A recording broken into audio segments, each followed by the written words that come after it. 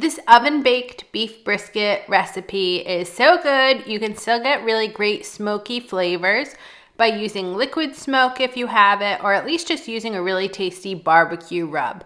So the first thing you do is you start with a brisket flat. Now that's not an entire 14-pound brisket.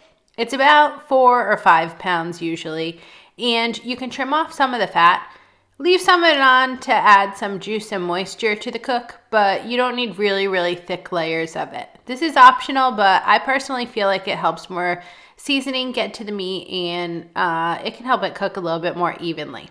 So anyways, all you have to do is add on some olive oil, rub it in, then you add on your favorite barbecue rub, any sort of beef seasoning. I, of course, always use pork seasoning as well. Those flavors just taste good on beef to me as well.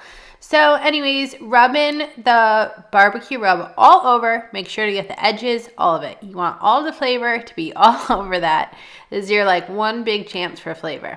And then it's time to set it up in a roasting pan, or try to create this situation even if you don't have a roasting pan. So what you do is you put like 1 or 2 inches of water on the bottom of a roasting pan or under some sort of rack that's going to suspend the beef brisket. You put it in there with the fat side up.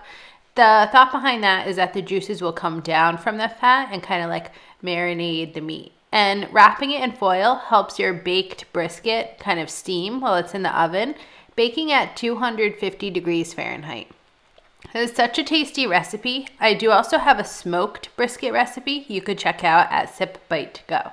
So once the internal temperature of your baked brisket in the oven comes to 185 degrees Fahrenheit, flip it over. You don't need the foil on top anymore because you're going to put on a layer of barbecue sauce, and then you're going to broil brisket in the oven for about 15 minutes just to make a really nice tasty bark on the outside. Now, this last step is completely optional. I just think it adds a lot of flavor, and we really do like barbecue sauce here.